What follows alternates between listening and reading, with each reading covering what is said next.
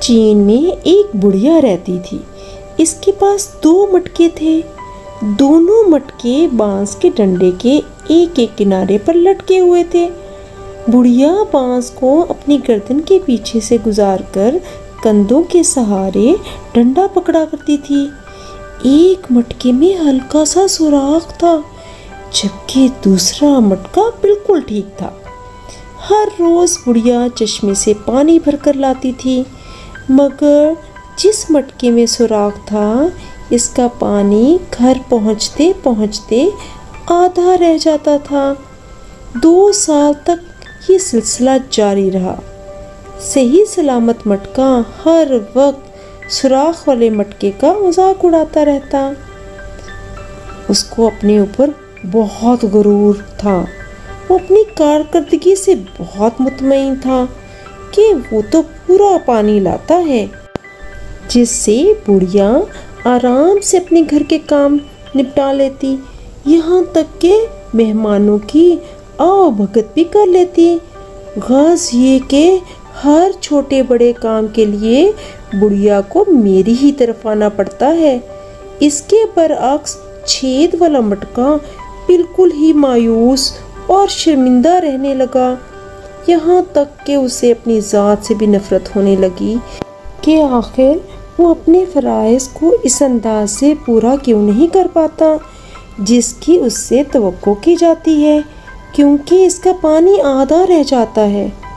آخر سوراخ والے مٹکے نے ایک دن ہمت کر کے بڑھیا سے کہا، میں اپنی اس معذوری کی وجہ سے شرمندہ ہوں کہ جو پانی آپ محنت سے بھر کر اتنی دور سے لاتی ہیں، اس میں سے کافی سارا پانی میرے ٹوٹے ہونے کی وجہ سے گھر پہنچتے پہنچتے گر جاتا ہے۔ آپ مجھے تبدیل کروا کر کوئی دوسرا سلامت مٹکا لے لیں۔ سوراخ کی وجہ سے میں پانی لانے کے قابل نہیں ہوں۔ بڑھیا نے یہ سنا تو مسکرانے لگی اور بولی، کیا تم نے غور نہیں کیا تمہاری طرف والے راستے میں کتنے خوبصورت پھولوں والے پودے اگے ہیں، جبکہ دوسری طرف کچھ نہیں اگا؟ مجھے معلوم تھا کہ تم میں سوراخ ہے، لہٰذا میں نے تمہاری طرف والے راستے میں پھولوں کے بیج ڈال دیے تھے۔ جب تم اس راستے سے گزرتے تھے تو تمہارا پانی ان پھولوں والے بیجوں پر پڑتا، اور دیکھو آج کتنے خوبصورت اور رنگ برنگے پھول صرف تمہاری وجہ سے آئے ہیں، اور مجھے بھی بہت زیادہ محنت نہیں کرنا پڑی۔ میں نے ان 2 سالوں میں کئی بار ان سب پھولوں کے خوبصورت گلدستے بنا کر اپنا گھر سجایا اور مہکایا ہے۔ میں تمہارے بغیر اس بہار کو نہیں دیکھ سکتی تھی، یہ صرف تمہاری وجہ سے مجھے نظر آئی ہے۔ بڑھیا نے اسے سمجھاتے ہوئے کہا، ہر کسی میں کوئی نہ کوئی خوبی اور خامی ضرور ہوتی ہے، پھر کیوں نہ ہم اپنے عیبوں کے ساتھ ایک دوسرے کی خامیوں اور خوبیوں کو قبول کریں۔ اصل مزہ تو اسی میں ہے کہ آپ دوسروں کی خامیوں کو کس طرح خوبی میں تبدیل کر سکتے ہیں۔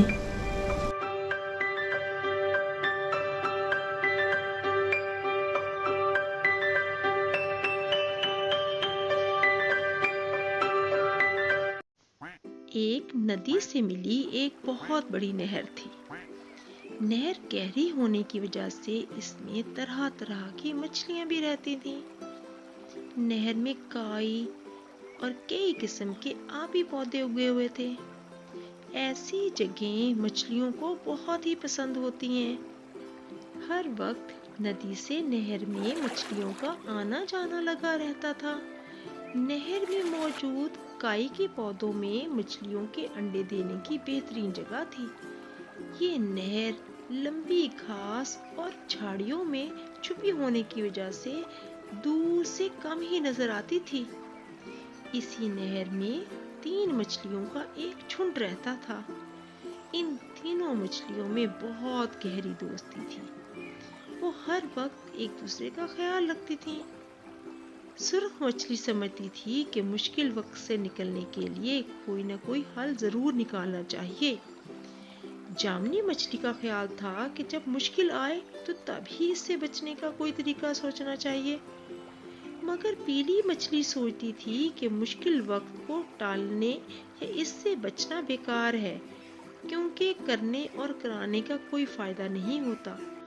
जो किस्मत में लिखा होता है वो होकर ही रहेगा। एक दिन शाम को मछेरे नदी से मछलियां पकड़कर घर जा रहे थे। इनके जालों में बहुत कम मछलियां फंसी थीं, इसलिए इनके चेहरे बहुत ही उदास थे। तभी इन्हें अचानक नहर के ऊपर से परिंदों का एक झुंड उड़ता दिखाई दिया। सब परिंदों की चोंच में मछलियां थीं। ये देखकर सब चौंक गए। एक मछेरे ने अंदाजा लगाया कि दोस्तों, लगता है नदी से जुड़ी एक नहर है जहाँ बहुत सारी मछलियाँ रहती हैं। मछेरे झाड़ियों और घास से गुजरकर नहर के किनारे पहुंचे तो ललचाई नजरों से मछलियों को देखने लगे।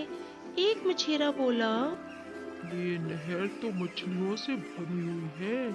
आज तक तो हमें इसका पता नहीं था। यहाँ तो हमें ढेर सारी मछलियाँ मिलेंगी। अभी तो शाम होने वाली है। कल सुबह यहाँ आकर जाल डालेंगे। इस तरह मछेरे अगले दिन का प्रोग्राम तय करके चले गए।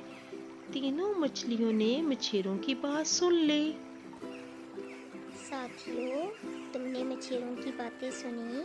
अब हमारा यहाँ रहना खतरे से खाली नहीं। हमें मालूम हो गया है कि अब यहाँ हालात खतरनाक हैं।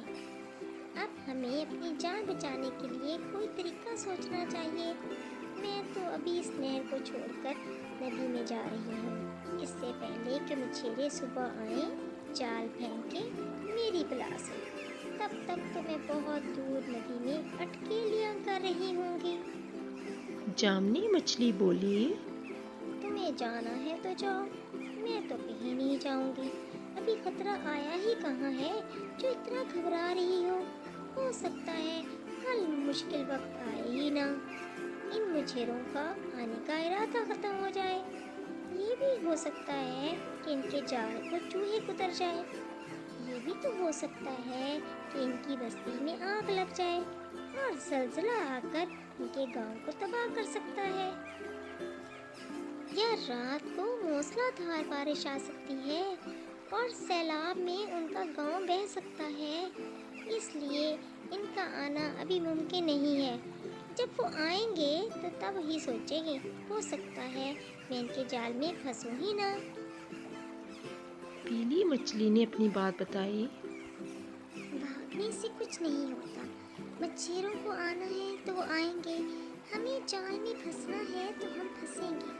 किस्मत में मरना लिखा है तो फिर क्या किया जा सकता है। सुर्ख मछली फौरन वहां से चली गई। पीली और जामनी तो नहर में ही रहीं। अगली सुबह मछेरे आए और अपने जाल नहर में फेंके और मछलियां पकड़ने लगे। जामनी मछली ने मुसीबत को आते देखा तो जान बचाने की तरकीब सोचने लगी। उसका दिमाग तेजी से काम करने लगा।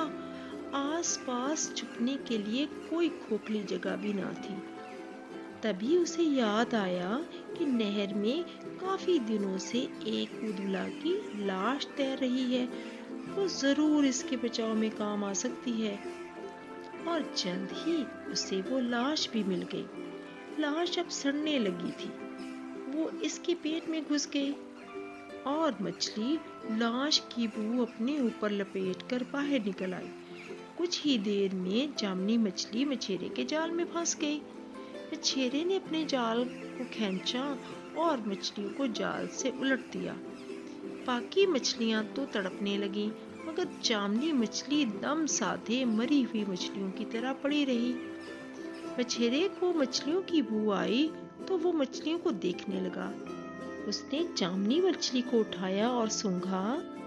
आख, ये तो कई दिनों से मरी हुई मछली है और सड़ भी चुकी है। उसने बुड़बुड़ाते हुए बुरा सा मुंह बनाया और मछली को दोबारा नहर में फेंक दिया। मछली अपनी अक्लमंदी से बच निकलने में कामयाब हो गई।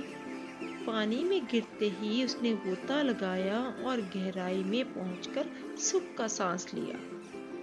इसी तरह पीली मछली भी दूसरे मछेरे के जाल में फंस गई और एक टोकरी में डाल दी गई। किस्मत के भरोसे बैठी रहने वाली मछली इसी टोकरी में पड़ी पड़ी दूसरी मछलियों की तरह तड़प तड़प कर मर गई। इससे हमें ये सबक मिलता है कि किस्मत भी उनका साथ देती है जो कुछ कर गुजरने पर यकीन रखते हैं और मुश्किल वक्त से निकलने की तरकीब पर अमल करते हैं, और किस्मत के भरोसे हाथ पर हाथ रखकर बैठे रहने वाले की जिंदगी हमेशा खतरे में ही रहती है।